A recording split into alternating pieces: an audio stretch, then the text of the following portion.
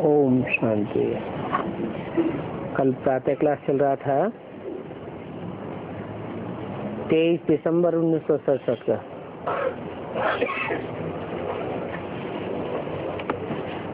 जो ऊंची साड़ी पहन करके फिर नीचे गिर पड़ते हैं, ऐसों का तो फिर मुंह देखना भी अच्छा नहीं लगता।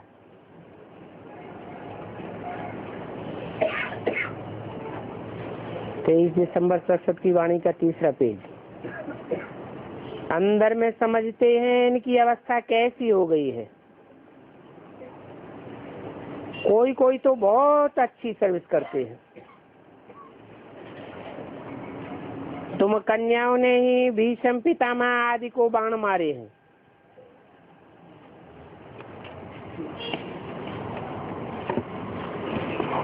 कौन सी कन्याओं से बात की? विजयमाला से आने वालों से या रुद्रमाला से आने वालों से? हैं? रुद्रमाला से आने वालों से कहा कि तुम कन्याओं ने भीष्म पितामह को भी बाण मारे हैं शिखंडी बनके।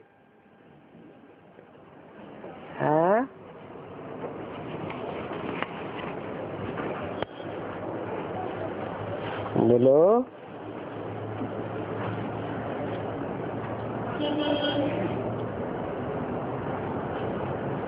गीता में थोड़ा बहुत है,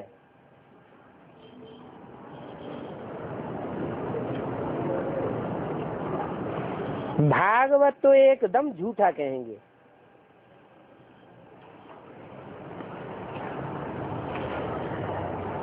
और यहाँ तो है ही भगवान वाच। अगर कृष्ण भगवान ने गीता सुनाई तो फिर ऐसे क्यों कहते हैं मैं जो हूँ जैसा हूँ, कोई विरला ही जानते हैं। कृष्ण यहाँ होता तो पता नहीं क्या कर देते। कृष्ण का शरीर तो होता ही सतयुग में है। ये नहीं जानते हैं कि कृष्ण के शरीर में मैं प्रवेश करता हूँ।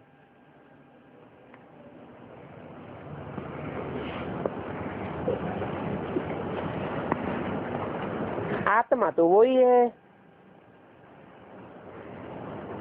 जिसने कृष्ण का शरीर धारण करके राज्य के लिया। उनके ही बहुत जन्मों के अंत में मैं प्रवेश करता हूँ।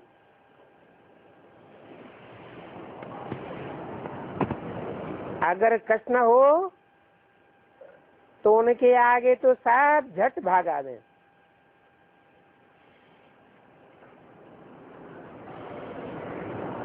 कोप आदि आते हैं तो कितनी झुंड जाकर के इकट्ठी होती है। मनुष्य थोड़ी ये समझते हैं कि इस समय सभी पतित तमो प्रधान है। कहते भी है हे पतित पावन आओ, परंतु समझते नहीं है कि हम पतित हैं। बच्चों को बाप कितना अच्छी रीति समझाते हैं। बाबा की बुद्धि तो सब सेंटर्स के अनन्य बच्चों की तरफ चली जाती है। जब जास्ती अनन्य बच्चे यहाँ आते हैं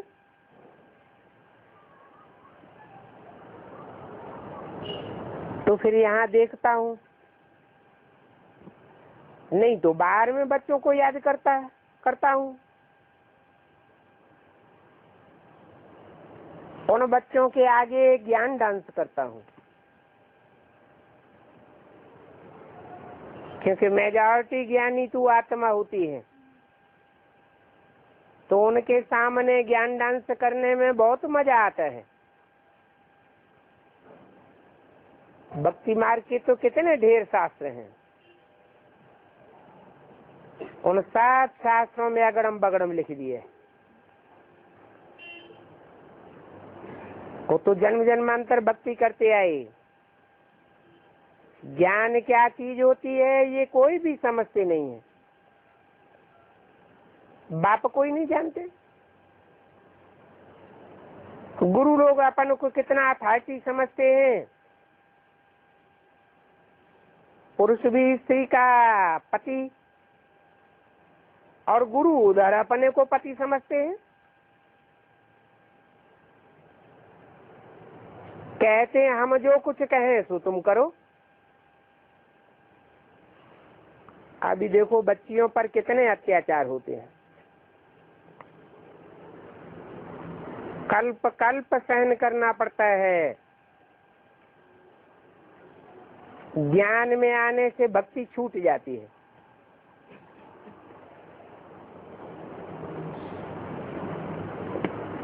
ज्ञानी की निशानी क्या बताई?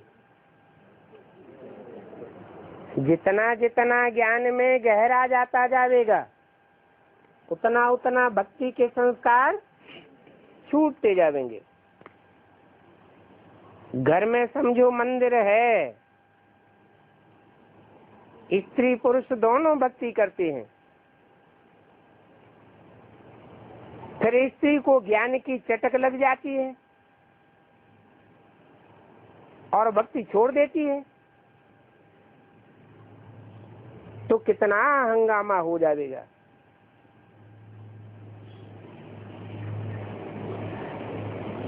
विकार में भी न जाए, बल शास्त्र आदि भी न पढ़े,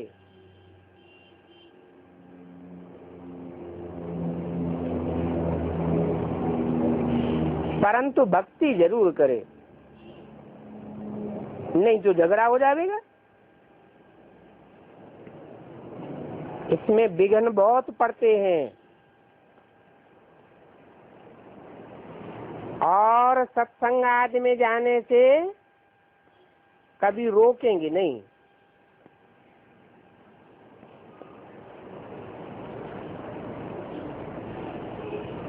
यहाँ तो है पवित्रता की बात। पुरुष नहीं रह सकते हैं, साथ में रह करके पवित्र नहीं बनते हैं, तो जंगल में चले जाते हैं। स्त्रियां कहाँ जाएंगी? स्त्रियों के लिए कहते हैं ये नरक का द्वार है। तो वो गुरु लोग तो कहते हैं स्त्री नरक का द्वार, तो छोड़ के भाग जाते हैं। और यहाँ बाप कहते हैं वो तो स्वर्ग का द्वार है।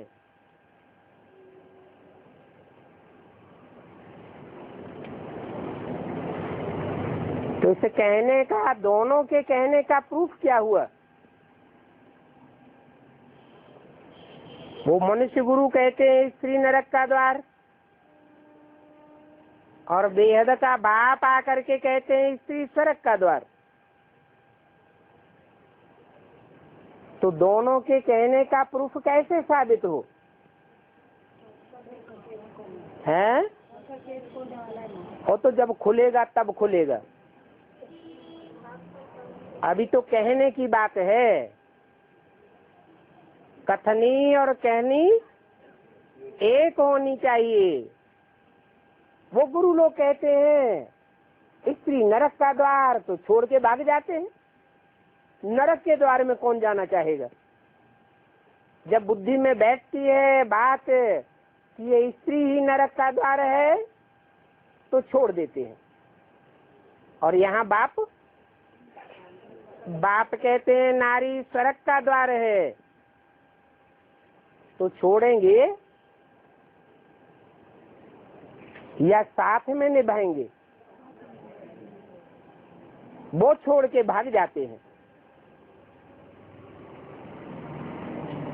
तुम बच्चे भी अभी बाप के साथ स्वर्ग स्थापन करते हो।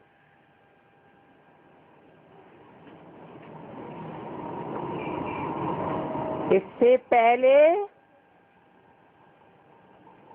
नरक का द्वार थे।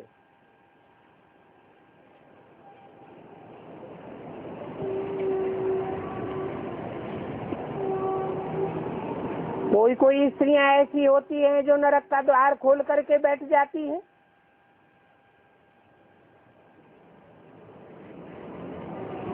अर्थात बेविचारिणी बन जाती हैं। अभी तुम तो स्वर्ग की स्थापना करती हो। सत्ययुग है स्वर्ग का द्वार, और कलयुग है नरक का द्वार।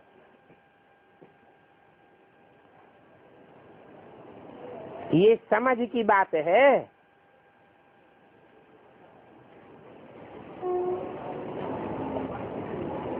तुम बच्चे भी नंबरवार पुरुषार्थ कर रहे हो, बल पवित्र तो रहते हैं,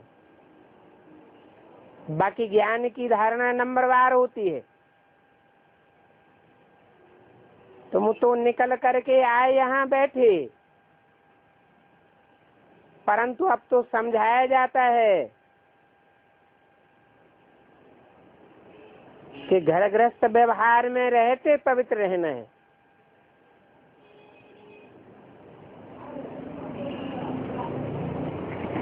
उन्हों को तो तकलीफ हो जाती है।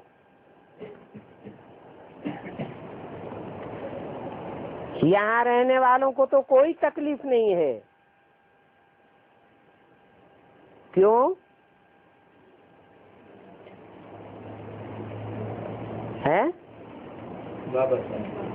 अरे जो घर घाट छोड़ आए उनको कोई तकलीफ नहीं है पवित्रता पालन करने में, और जो घर गृहस्थ में रह करके पवित्रता पालन करने का पुरुषार्थ करते हैं उनको तो तकलीफ हो जाती है। तो बाप समझाते हैं, कमल फूल समान गृहस्थ व्यवहार में रहते पवित्र रहो। तो भी इसे एक जन्म की बात है। गृहस्थ व्यवहार में रहते अपन को आत्मा समझ बाप को याद करो। आत्मा ही सुनती है, आत्मा ही यह बनती है, आत्मा ही जन्म जन्मांतर भिन्न भिन्न चोला पहनती है। अब ये हम आत्माओं को वापस जाना है, बाप से योग लगाना है। मूल बात ये है, मैं आत्माओं से ही बात करता हूँ। आत्मा भ्रकुटी के बीच में रहती है, इन आर्गन्स के द्वारा सुनती है। आत्मा इन शरीर में न होती तो ये शरीर मुर्दा बन जाते। बाप कितना वंडरफुल ज्ञान आकर देते। परमात्मा बाप बिगड़ती ये बातें कोई समझा ही नहीं सकता। सन्यासी आदि कोई आत्मा को थोड़े ही जानते हैं, न जानते हैं न देखते हैं। वो तो देह को ही देखेंगे, आत्मा का तो पता ही नहीं है।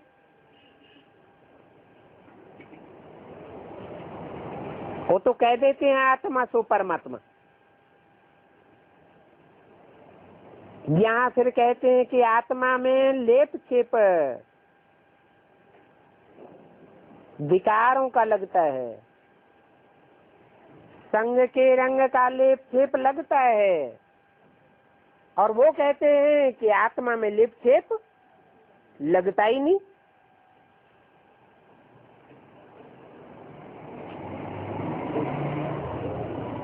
शरीर को धोने लग जाते हैं गंगा में जाकर। ये नहीं समझते कि आत्मा ही पतित बनती है और आत्मा ही सब कुछ करती है। बाप समझाते रहते हैं, ये मत समझो हम फलाना हूँ और ये है फलाना है, नहीं, सब आत्मा है। आत्मा समझने से जात पात आदि का कोई भेद नहीं रहना चाहिए। अगर कोई में जात पात आदि का भेद रहता है, इससे क्या साबित होता है कि देह अभिमानी है। आत्मा अभिमानी बनने की प्रैक्टिस पक्की नहीं हुई है। गवर्नमेंट तो कोई धर्म को नहीं मानती, परंतु धर्म तो है। लेकिन बाप समझाते हैं अपन को आत्मा समझो, मैं फलाने धर्म का हूँ, ये भेद नहीं रखना चाहिए।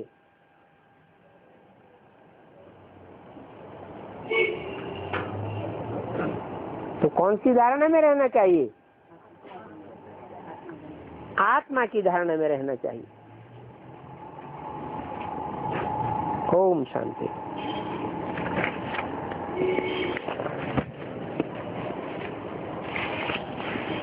आज का प्रातः क्लास है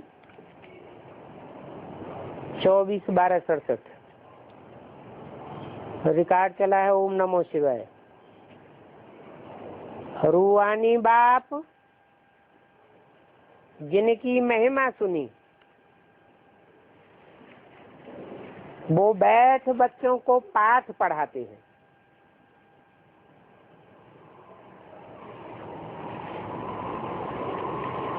है रूहानी बाप, परंतु बैठ करके पाठ पढ़ाते हैं। खड़े होकर नहीं पढ़ाते। हैं? हाँ, साकार में कोई तन में बैठ कर पाठ पढ़ाते हैं, फिर उनकी महिमा होती है। अगर साकार में ना आवे तो महिमा भी नहीं होगी। ये पाठशाला है ना, तुम सब यहाँ पर पाठ पढ़ रहे हो टीचर से, और ये है सुप्रीम टीचर।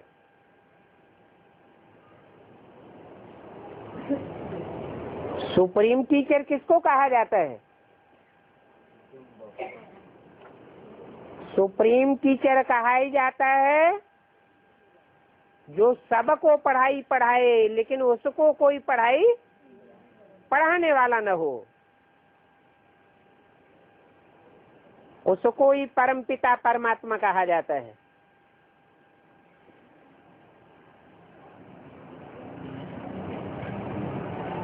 ये सुप्रीम टीचर और सुप्रीम बाप की पहचान है।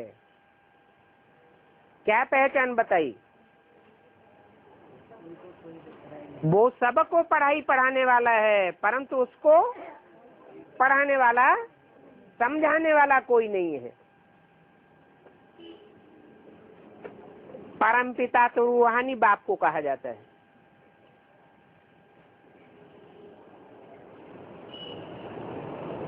लौकिक बाप को कभी परम पिता नहीं कहेंगे।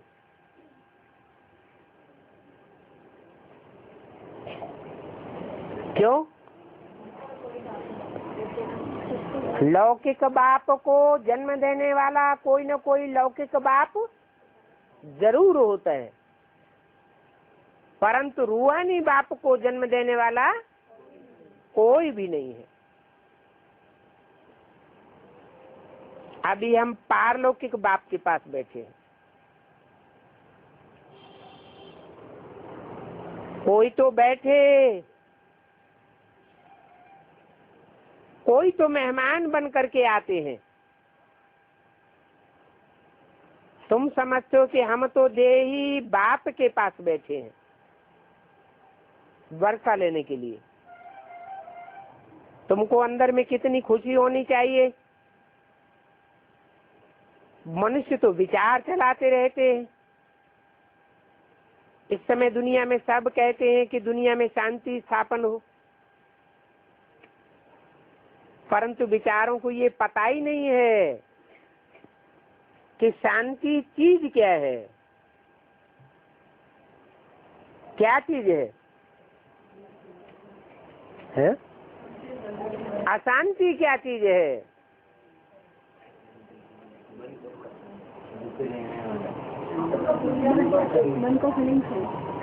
आत्मा अपन को समझा और औरों को भी आत्मा समझा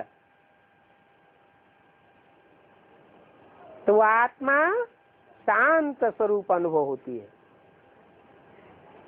और अपन को देह समझा और दूसरों को भी देह के रूप में देखा तो वहां से अशांति पैदा होती है। कहते हैं आत्मा शांत स्वरूप है। शांति आत्मा के गले का हार है। वो बाप ज्ञान का सागर है, शांति का सागर है, और वो ही शांति स्थापन करने वाला है। जो सागर है अथाह शांति भरी हुई है, अथाह ज्ञान जल भरा हुआ है, वो ही शांति स्थापन कर सकता है। निराकारी दुनिया में तो शांति ही शांति है। आत्मा है ही निराकार, तो शांत स्वरूप है।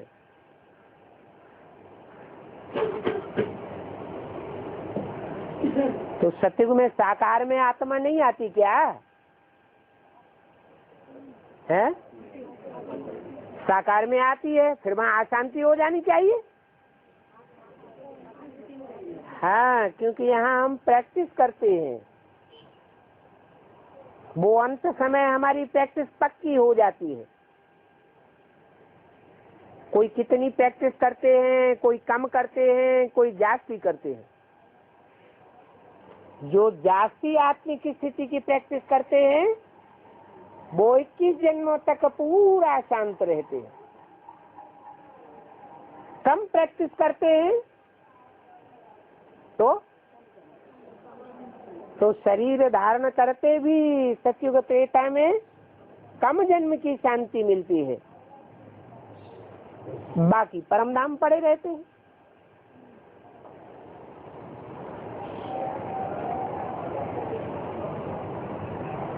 कुछ चिल्लाते रहते हैं कि दुनिया में शांति स्थापन हो,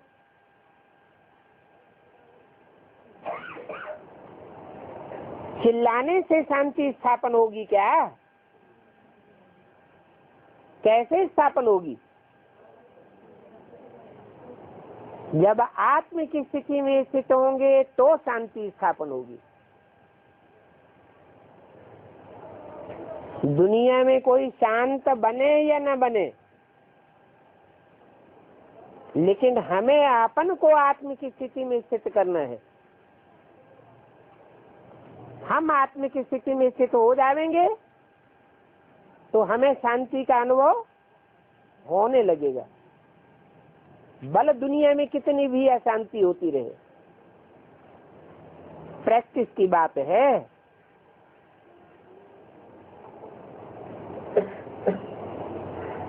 अभी नई दुनिया सतयुग में तो शांति ही थी,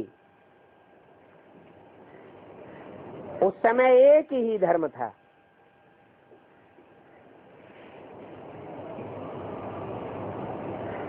कौन सा धर्म था?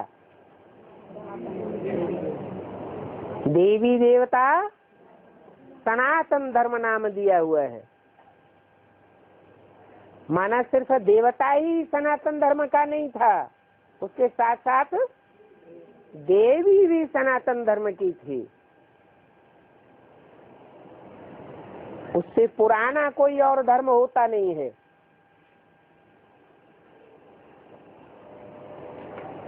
कौन सी मुख्य धारणा सिखाई गई? मैं आत्मा शांत स्वरूप हूँ। नई दुनिया को कहते ही है पैराडाइज।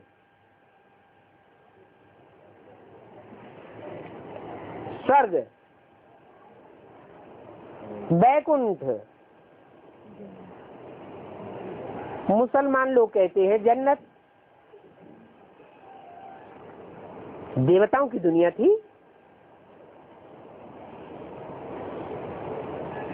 अब शास्त्रों में तो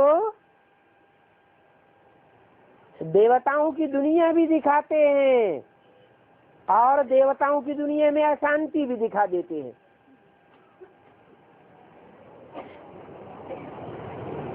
ये हो सकता है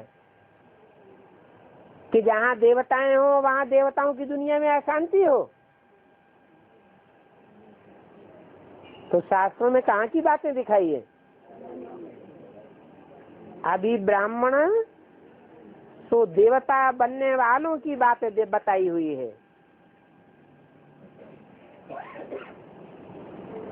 दिखाते हैं कि सतयुग में कंस था,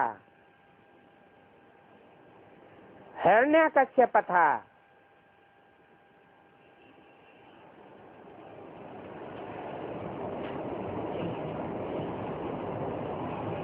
त्रेता में रावण का हंगामा दिखाई दिया है।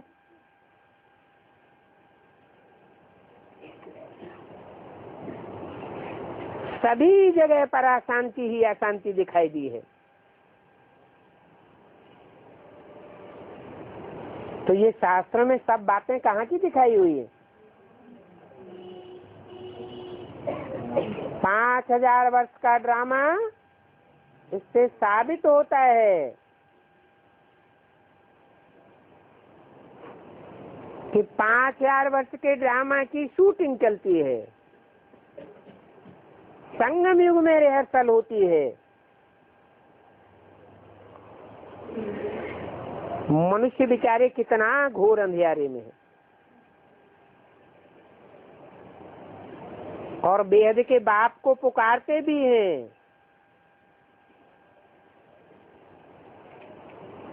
जबकि गॉड फादर आवे तो वो आकर के स्थापन शांति करे, परंतु गॉड फादर को तो बेचारे जानते ही नहीं है। अगर आ भी जावे तो बेचारे पहचानेंगे कैसे?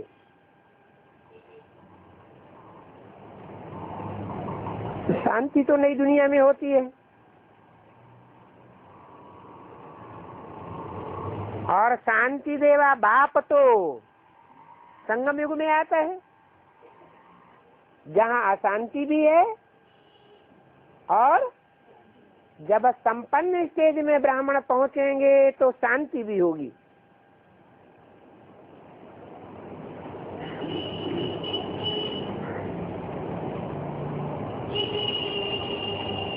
पुरानी दुनिया में तो शांति नहीं होती है। नई दुनिया स्थापन करने वाला तो बाप ही है।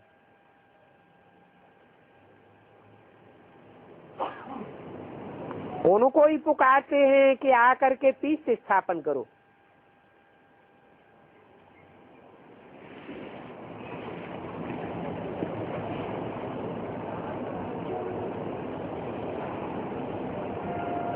कहाँ पुकारते हैं? भक्ति मार्ग में या ज्ञान मार्ग में? फाउंडेशन कहाँ पड़ता है? भगवान को पुकारने का फाउंडेशन भी संगम युग में पड़ता है।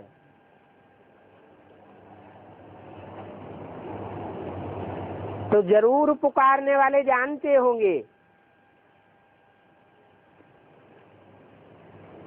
क्या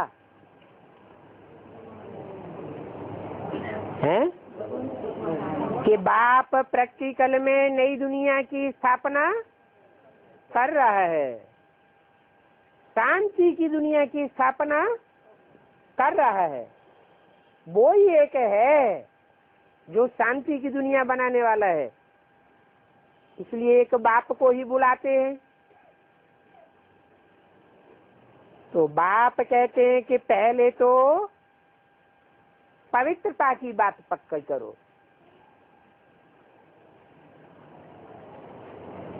क्या बोलते हैं? Where is purity, there is peace and prosperity। पवित्र बुद्धि है तो शास्त्रों में भी कहा है, जहाँ सुमति तहाँ संपत्ति नाना, और जहाँ कुमति तहाँ विपत्ति निदाना। बहुत अशांति हो जाती है। अभी तुम बच्चे तो पवित्र बन रहे हो, वहां पर तो पवित्रता भी है और पीस भी है।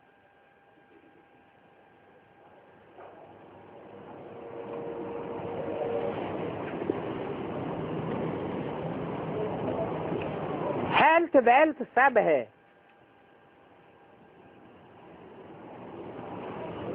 प्रॉस्पेरिटी भी है। धन बिना तो मनुष्य उदास हो जाता है।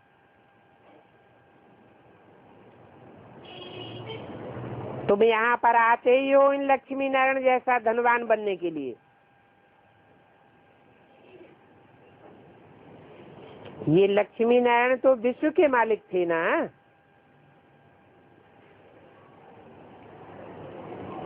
तुम आए हो विश्व का मालिक बनने, परंतु दिमाग सबका नंबरवार है। बाप ने कहा था कि जब प्रभात फेरी निकालते हो तो साथ में लक्ष्मी नारायण का चित्र जरूर उठाओ।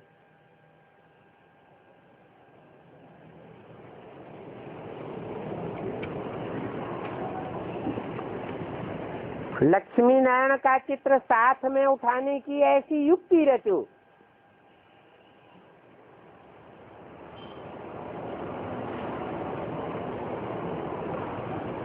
अभी बच्चों की बुद्धि पारस बुद्धि बनने की है।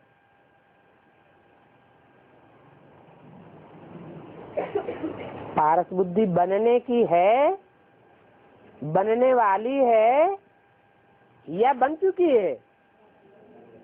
बनने वाली है। ऐसी पारस बुद्धि बने तो प्रभात फेरी में लक्ष्मी नारायण का चित्र साथ में रखें। माना अभी तक प्रभात फेरियां नहीं निकाली हैं क्या? है? निकाली तो हैं, लेकिन जैसे भक्ति मार्ग में जड़ चित्र बनाते हैं, मंदिरों में स्थापन कर देते हैं, ऐसे ही जड़ चित्रों की प्रभात फेरी निकाली है। पहले तो खुद समझे, बुद्धि में बैठे कि नर से नारायण और नारी से लक्ष्मी बनने वाले नंबरवार कौन कौन बच्चे हैं।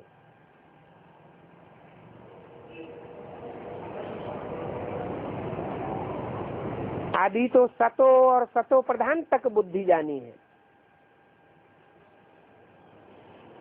कब पहचानेंगे?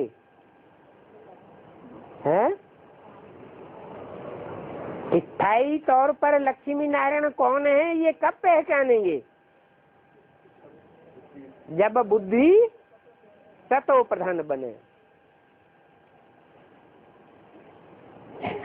तो कहेंगे कि ताकत अभी आई नहीं है।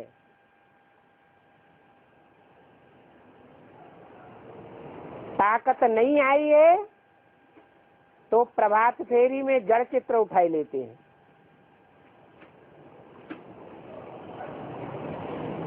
याद में रहते नहीं हैं। किसकी याद में? बाप जो चैतन्य में आया हुआ है, साकार में आया हुआ है, उस साकार में आए हुए निराकार बाप की याद में रहते ही नहीं है। योग की बहुत कमी है। फट से तो सतो प्रधान नहीं बन सकते हैं।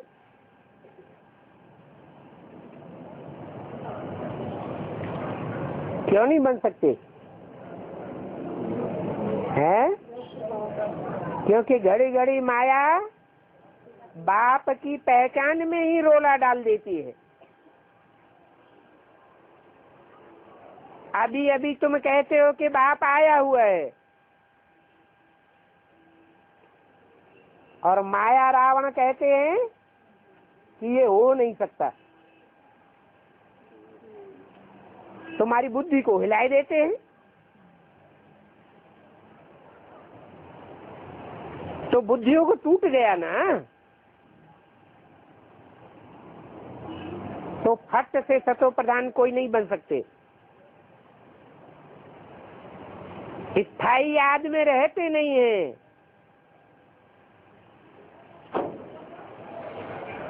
योग की बहुत कमी है।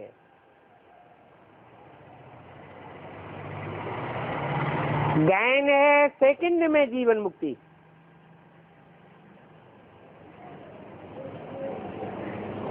तो वो स्थायी बनने का सेकंड अभी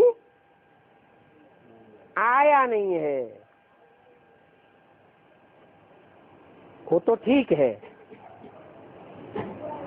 तुम ब्राह्मण बने हो तो माना कि जीवन मुक्त तो बन ही गए।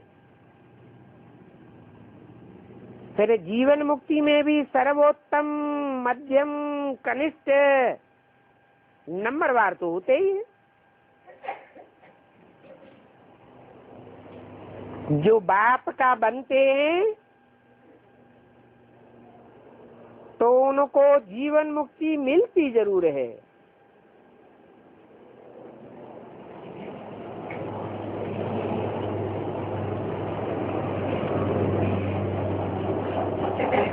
बल बाप का बनकर फिर उनको छोड़ देते हैं।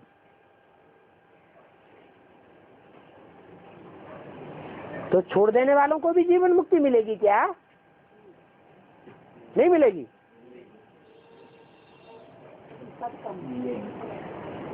बाप के बने तो कुछ तो निभाया, जितना भी निभाया तो उस निभाने के नंबर मिल जाते हैं।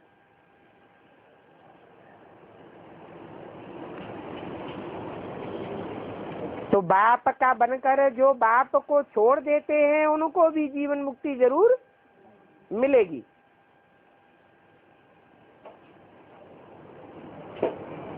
फिर अंतर क्या पड़ेगा?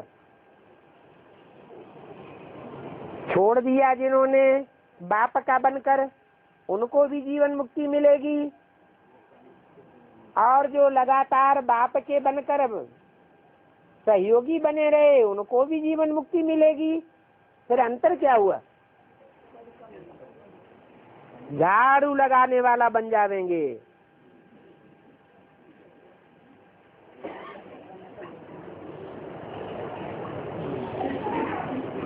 स्वर्ग में तो जावेंगे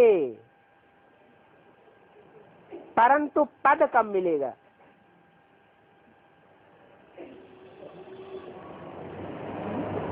बाप अविनाशी ज्ञान रत्न देते हैं।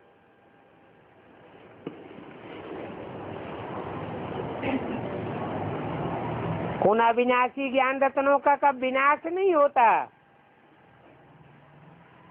बल छोड़ करके चले जाते हैं। फिर भी एक दिन आवेंगे जरूर।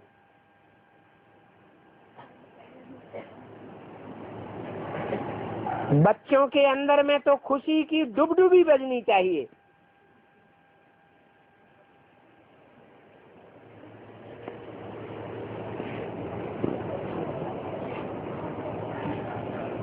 अभी तो हाय हाय होने के बाद फिर वाह वाह होनी है। अभी तुम हो ईश्वरीय संतान, फिर बनेंगे दैवी संतान।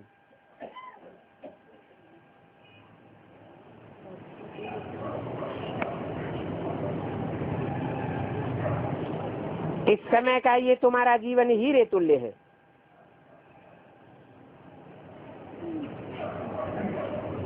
तुम भारत की सर्विस करके भारत को पीसफुल बनाते हो। वहां पर पवित्रता, सुख, शांति सब कुछ रहता है।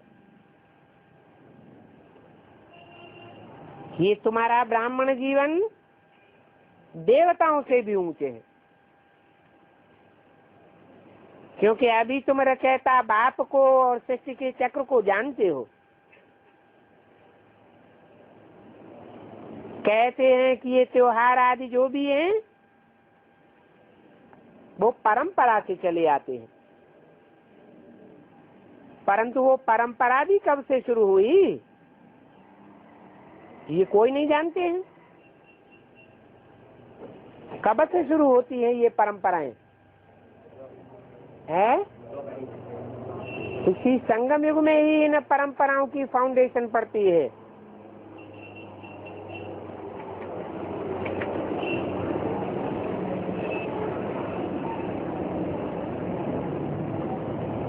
हिंदू लोग शरीर छोड़ते हैं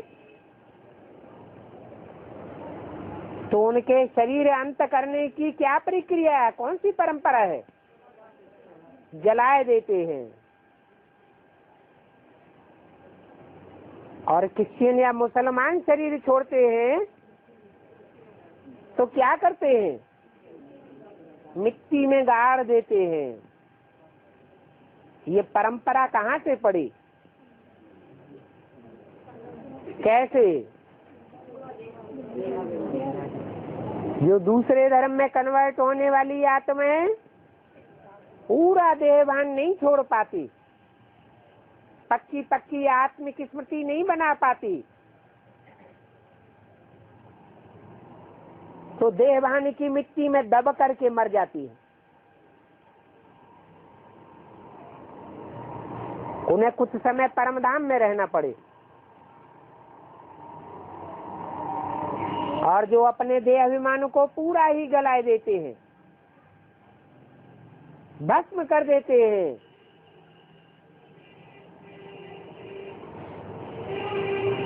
भक्ति मार्ग में उनका शरीर जलाया जाता है।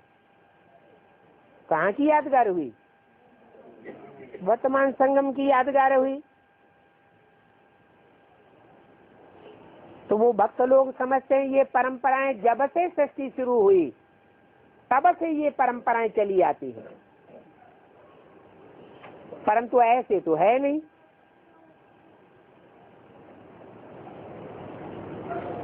ज्ञान मार्ग का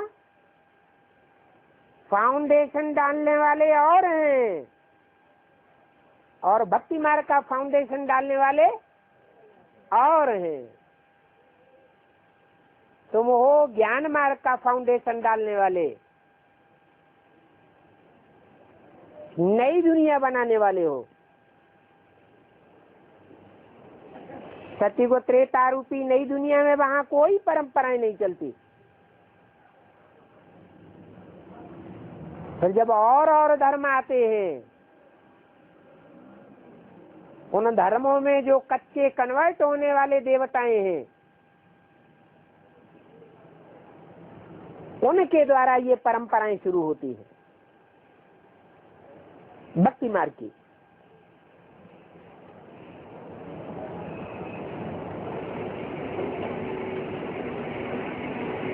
तो भक्त समझते हैं कि जब से सृष्टि की शुरुआत हुई तब से परंपराएं चली आई है। तुम्हारी बुद्धि में क्या है? हैं कि जब से ये और धर्म के फाउंडर आए हैं तब से भक्ति मार्ग की परंपराएं शुरू हुई है।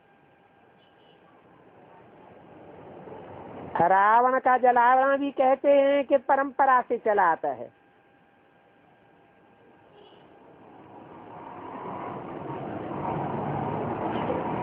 अब सतयुग में रावण होता है क्या? सतयुग में तो रावण होता ही नहीं।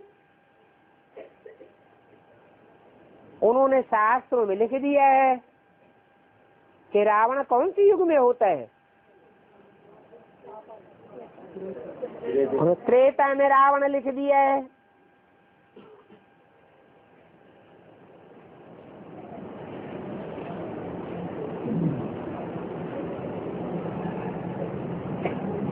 तो त्रेता में उन्होंने क्यों लिख दिया है?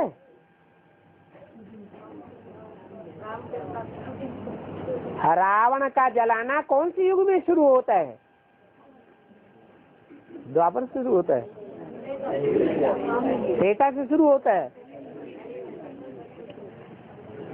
बाबा ने बताया है जब कोई बहुत दुख देते हैं तो उनकी एफजी बनाकर जलाते हैं। थोड़े बहुत दुखी होते हैं तो इतना गुस्से में नहीं आते कि उनकी एफजी बनाकर जलावे। तो बहुत दुख कौन सी युग से शुरू होता है? कलयुग में शुरू होता है।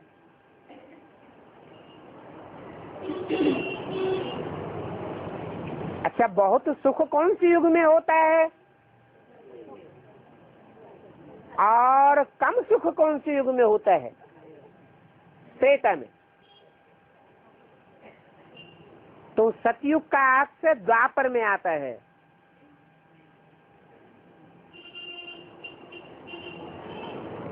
द्वापर में दुख बहुत कम होता है और त्रेता में सुख कम हो जाता है।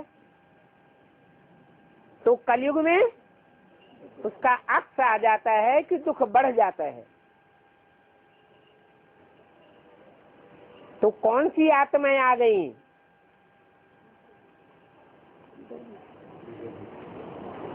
वो त्रेता में आ गई या कलयुग में आ गई? हैं? कलयुग में आ गई। फिर त्रेता का अक्स कलयुग में कैसे पड़ता है?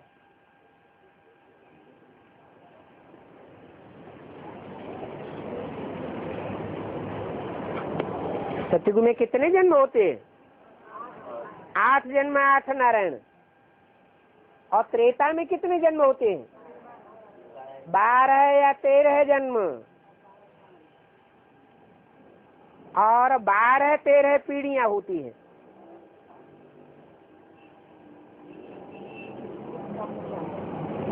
तो सुख की त्रेता में बहुत गिरती कला कौन से जन्मों में होती है?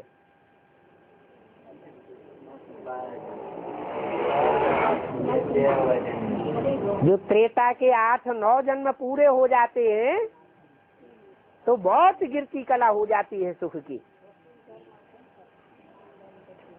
तो कौन सी आत्मा निमित्त बनती है?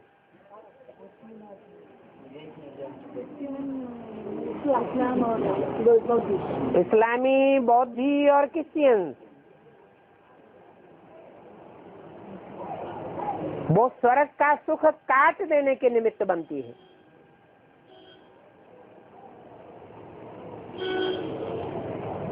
क्या भगवान ने आकर के जो देवताओं का घर गृहस्थ बनाया, उस घर गृहस्थ को गिराए देते हैं। तो क्रिश्चियंस में उनके मंदिर का नाम क्या पड़ता है? गिरजाघर। उन्हें ईर्ष्या होती है।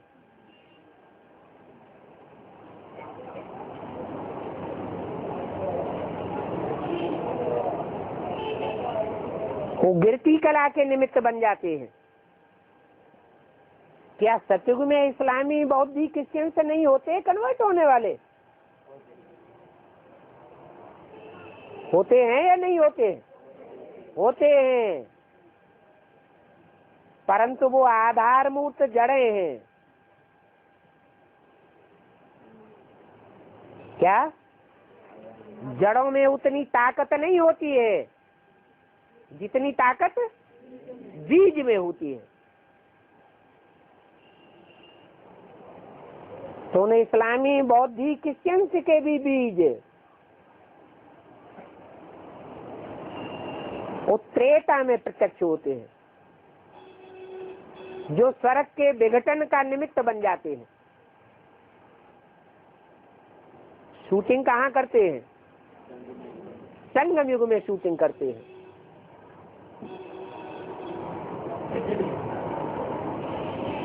तो रावण का जलाना कौन सी युग में शुरू होता है? त्रेता में नहीं, कलयुग में जलाना शुरू होता है। कलयुग में जब बहुत दुखी हो जाते हैं तो रावण का पुतला जलाते हैं। कलयुग के शुरुआत में छोटा सा पुतला बनाते थे, और जैसे जैसे वर्ष गुजरते जाते हैं पुतला बड़ा बनाते जाते हैं। माना शूटिंग पीरियड में उनके दुख देने का मादा बढ़ता जाता है। तो रावण का रूप बड़ा होता जाता है।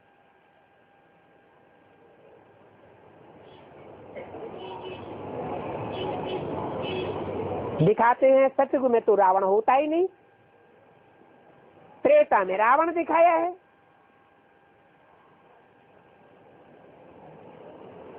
मनुष्य तो बिल्कुल ही पत्थर बुद्धि बन गए हैं, बंदर बुद्धि। और ये बंदर बुद्धि आदि के टाइटल तो बाप ने ही दिए हैं।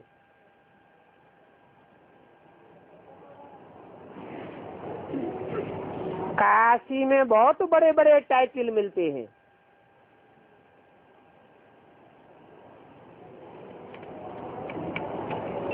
श्री 108 सरस्वती जी महाराज आदि के टाइटल, शंकराचार्य आदि के टाइटल कहाँ मिलते हैं? काशी से मिलते हैं। काशी मानो काशी माने तेज, काशी माने तेज का पुंज जहाँ इकट्ठा होता है। याद की एकाग्रता के वाइब्रेशन जहाँ बनते हैं तो कहाँ बनते हैं? माउंट आबू में बनते हैं या काशी नगरी में बनते हैं? न काशी नगरी में बनते हैं न माउंट आबू में बनते हैं। माउंट आबू में क्यों नहीं बनते? क्योंकि वहाँ साकार में आए हुए निराकार बाप को कोई जानता ही नहीं, तो याद कैसे करेगा?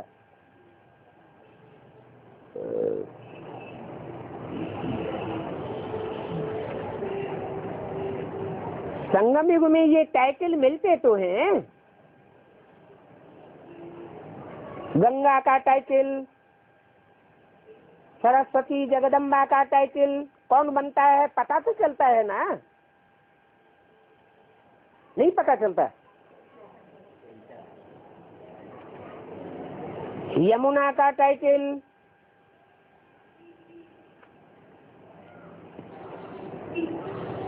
श्री 108 का टाइटल भी काशी से मिलता है। क्या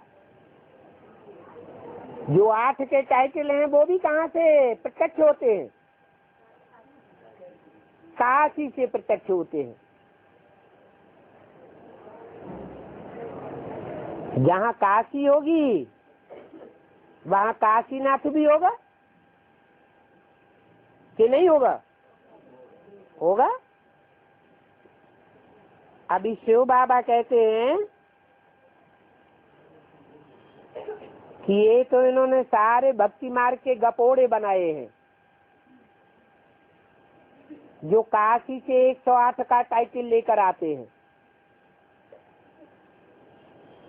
श्री 1008, श्री 108 स्वामी सच्चिदानंद जी महाराज, ये तो उनके गपोड़े हैं। असली बात कहाँ की है? संगम युग की असली बात है, जहाँ से सारी दुनिया में से चुनी हुई 108 आत्माएं संसार के सामने माला के संगठन के रूप में प्रत्यक्ष होती हैं। भक्ति मार्ग में कितना शोर मचाते हैं।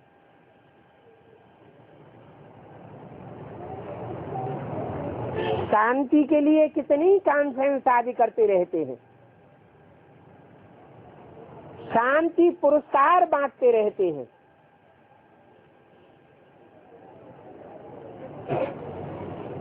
अब शांति का पुरस्कार किसको मिलना चाहिए?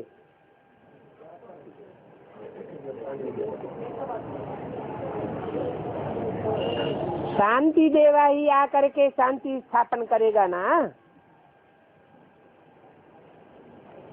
राम बाप को नहीं पहचाना है तो राम राज्य कैसे स्थापन हो जाएगा?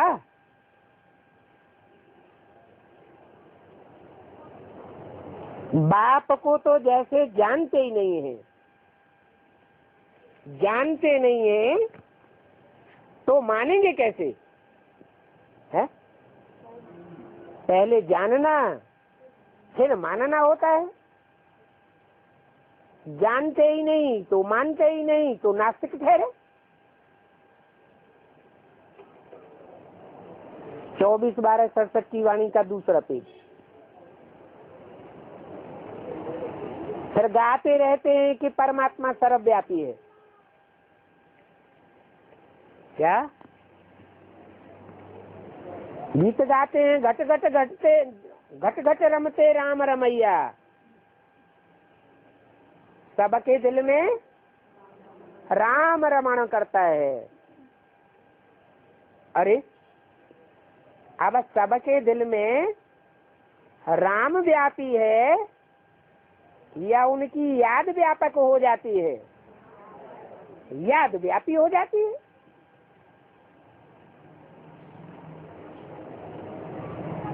परमात्मा बाप को सर्वव्यापी कहते रहते और याद करते रहते।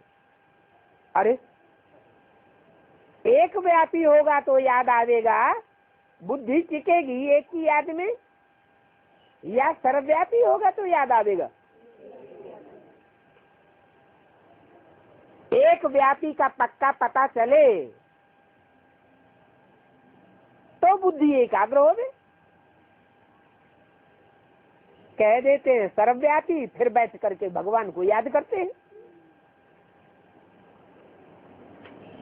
समझते हैं कि सर्वव्यापी गॉड फादर विश्व में शांति स्थापन करेंगे।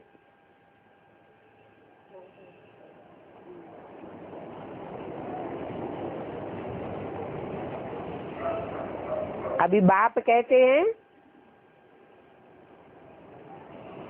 ये तो गलत बातें हैं, झूठी बातें हैं।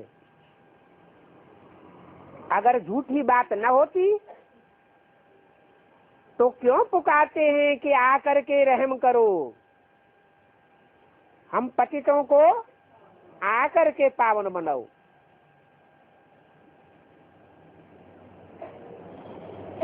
आवेंगे तो जरूर कोई मुकर्रर रथ में ही आवेंगे ना। बच्चे ही बुलाते हैं बाप को,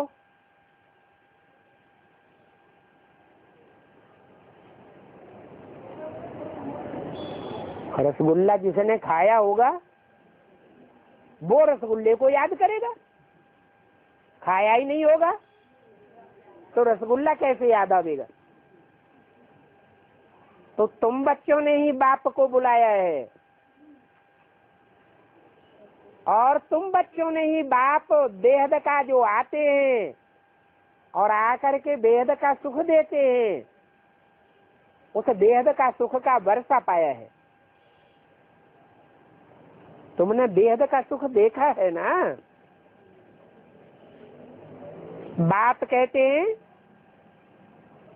हम तुमको पवित्र बना करके साथ ले चलूंगा। क्या सर्वव्यापी बना करके साथ ले चलेंगे क्या?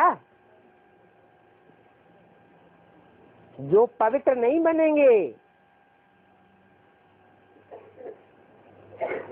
तो सजा खावेंगे।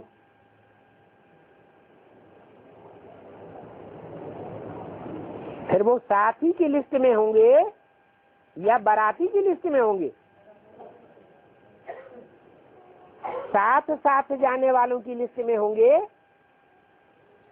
या पीछे पीछे आने वाले होंगे?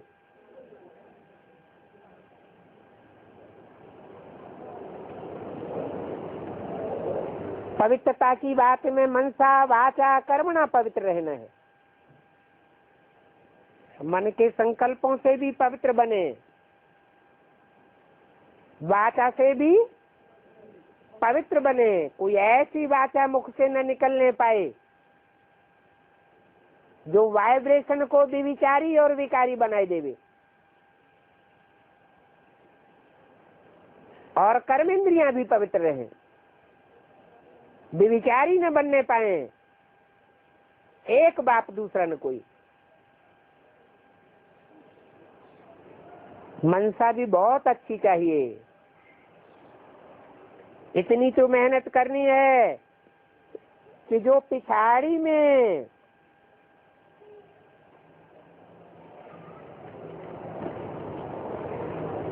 अति होगी, चारों ओर काम विकार की भी अति होगी, उस अति के बीच में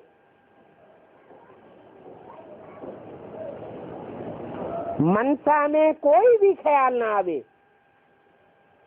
देखते हुए भी न देखना है और सुनते हुए भी न सुनना है। एक बाप के सिवाय, जो बाप एवर प्योर है, कोई भी याद ना आवे। बाप समझते हैं कि अभी तो मनसा तक आवेगा ही,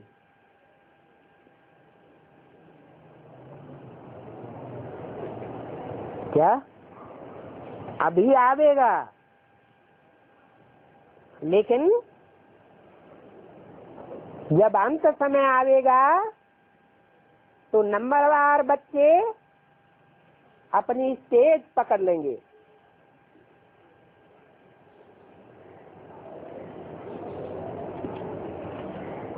कर्मातीत अवस्था हो जाएगी। हनुमान की तरह अडोल बनो, उसके लिए तो बहुत मेहनत करनी पड़े।